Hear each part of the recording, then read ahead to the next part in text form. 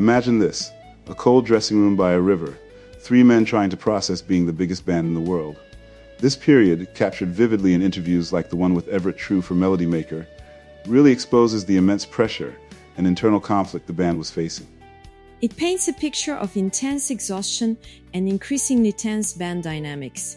They were touring relentlessly, promoting Nevermind to an insatiable public, and it was taking a toll.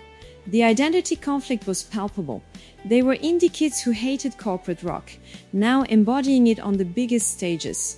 That article described them as battered by success, which really hits home.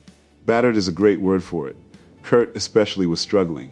He had this growing frustration with fame, with the audiences who only seemed to want to hear Smells Like Teen Spirit, with the media myths that were being created around him. He felt misunderstood, almost trapped by his own success.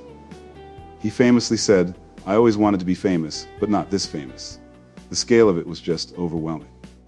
Yeah, it's a heavy burden to carry, being the voice of a generation when you just wanted to play your music.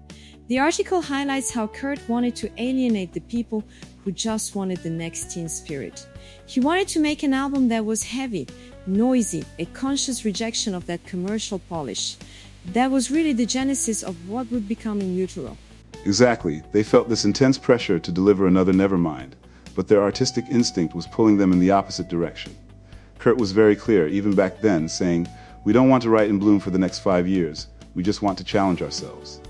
And Chris, with his characteristic laid-back perspective, summed it up in a way only he could. It's rock and roll to be irresponsible.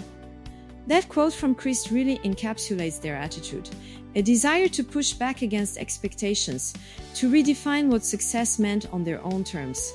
They were tired of being packaged and sold.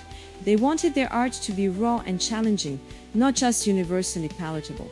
But the brutal truth was, as they navigated those cold dressing rooms and frantic tours, what they didn't quite realize was that they were already too big to be small again. That's the tragic irony, isn't it?